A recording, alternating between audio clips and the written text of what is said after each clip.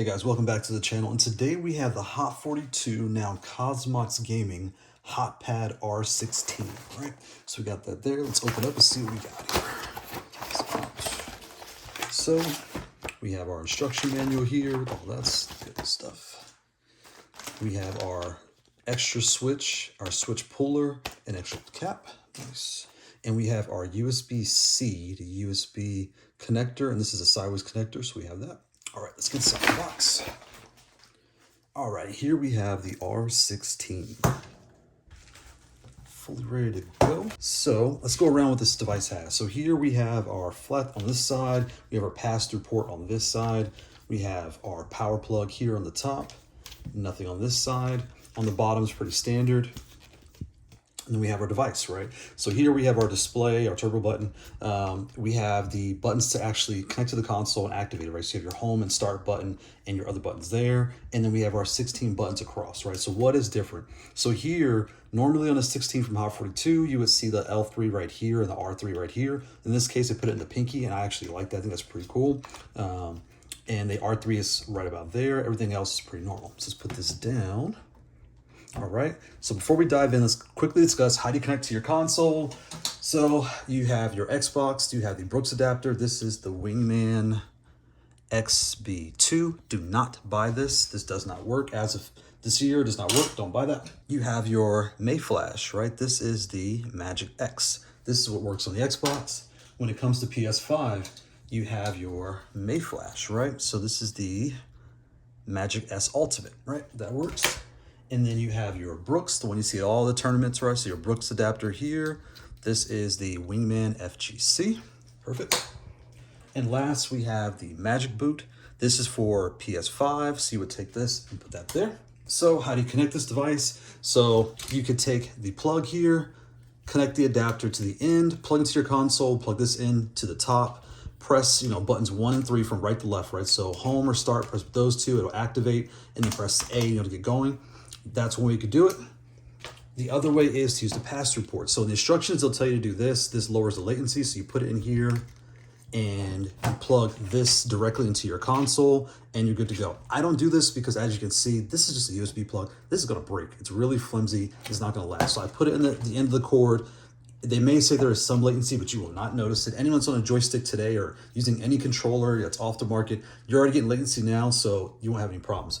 When it comes to the MagicBoot, what makes this special is you can plug this right in here, and you can see how compact that is. So it fits right there on the side. You can put this on your lap still, and you won't feel it. So you just take that, plug that in, plug this here, right into the power, straight to your console, and you're good to go. All right, so that's how you connect. Let's get this out the way. Next, let's do the paper test. Anyone that watches my channel knows the paper test. So you take a standard piece of American printer paper. This is 8.5 by 11. We're gonna fold it sideways here. We're gonna lay it right on top. And we'll look here and we'll see that this is actually a piece of paper and 1 adapter wide. And when it comes to height, it's a piece of paper and 1 adapter short, right? So why would you do this? At home, you could take this piece of paper, put it on your lap, and kind of play like this. That'll let you know what your hands are gonna feel like with this device in hand. If you put it on a table, wherever you play it, see if this fits on the table, right? Because wherever you're playing, this is how big the device is and what you can expect when you purchase this device. All right, let's get that out the way. So let's dive into this device, right? So again, you have your L3s are right here on the top. So L3, your R3 is right here.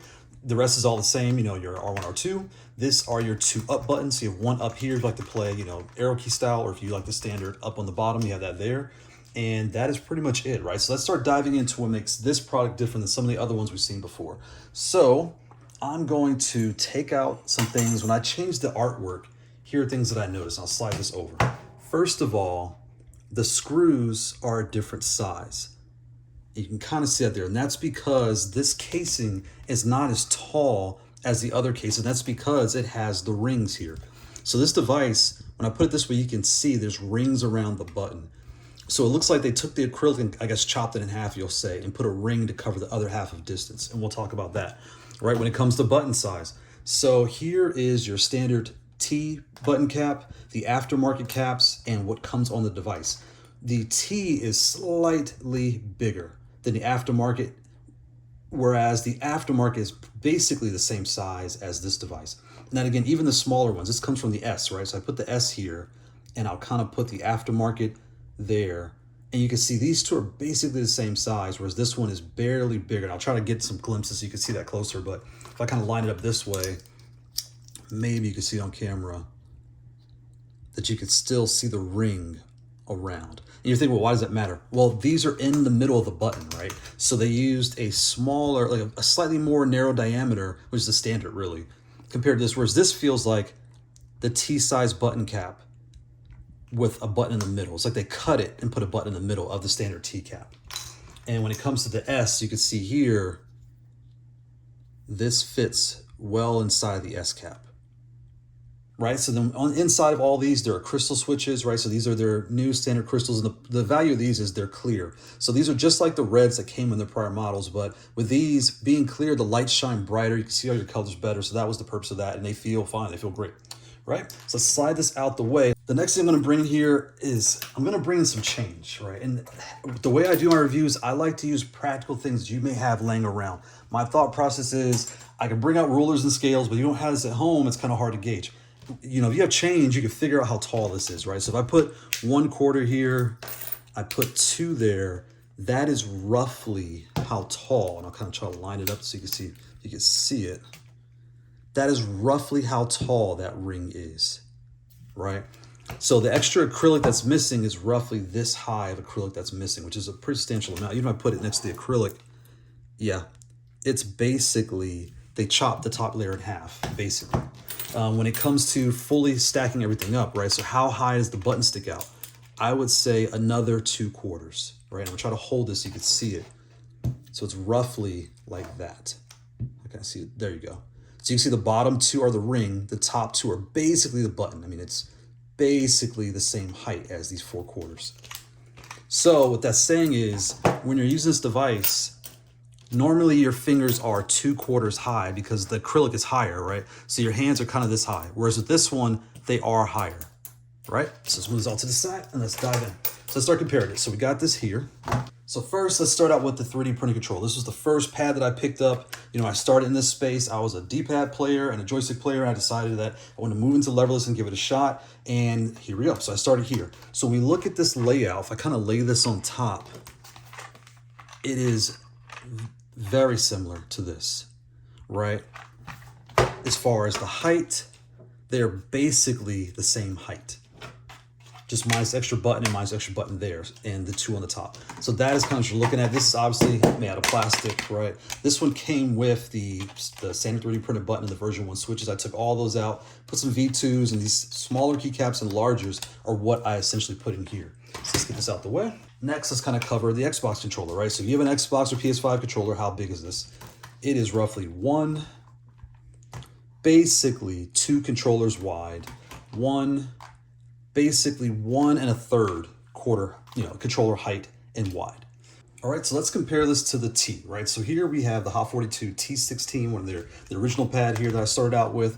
And when I look at these two together side by side, they are the exact same size, right? So if I put these two back to back, you can see they are the exact same size.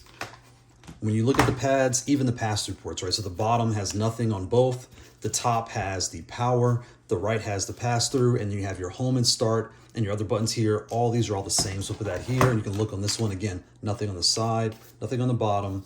You have your pass-through, your buttons here on the top, and your power here. So again, they are exactly the same shell. But what they did was they lowered this by 2.5 millimeters. So this is, I believe, high, and I believe this is 10. From a practical standpoint, how would you look at that? So essentially, when it comes to the T, the buttons are about 2/4 high. So you have an American quarter, put them on there, stack them. That is how tall these keys are off the base. Whereas on the R, the rings are 2/4, right? Because they cut this acrylic top kind of down by 2.5 millimeters. So that's 2/4. And then when you add 4, again, you get your button. So the button height is technically the same from their base, if you want to say that. But if you were looking at them side by side, you would think they're almost the same thing. But that's the difference. When it comes to like keycap size, these are your smaller 20.2 millimeter actual buttons you push.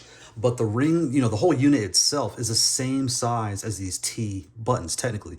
So if I put this right on top, This is essentially the same size of T. So it's almost like having T buttons across this whole pad, but the piece you actually push is a smaller, like a slightly smaller S button, right? And then their bottom button here, the button you push is basically the T size button, but the ring is slightly bigger. So that's how you kind of equate the two and kind of compare what is the difference between these two pads, right? So I'm gonna move the T out the way and we'll get to the next one. So then we have our S pad, right? So the S here is obviously smaller. If I lay this on top, you can see it is noticeably smaller than the R, just as it would be to the T, right? So it's essentially in height, if I spread this wide and this tall, it is as tall as this is wide. When it comes to how far across, right, it's roughly 1.5 across. So I'll kind of put this here, and then when it comes to layout, we have our main button here, which is the larger.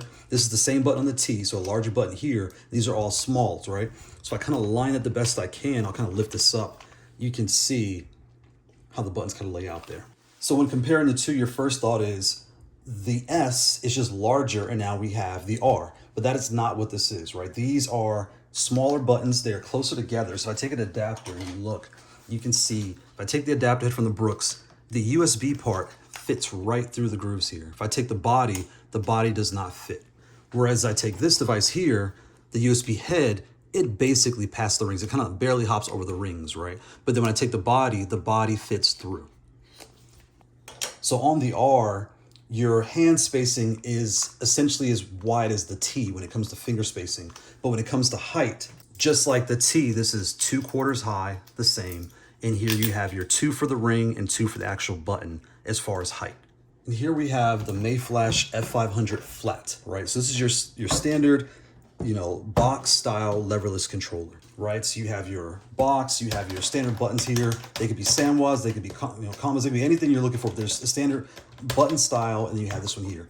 This is really what you're comparing this to. This is not an S, it's not a T, it is really an R. It's its own newer product line. So I feel like when it came to the S, this was their new compact form factor, right? So the S for small, here's our new compact. When it came to the T, okay, here's our new large style device, right? So our large style controller. And from there, the T evolved into the M plus, the S evolved into the P, which is more of a refined product. And when I look at the R, I feel like this is a new product line. This, I would not be surprised they do another version of this with a different shell, be it metal or what have you.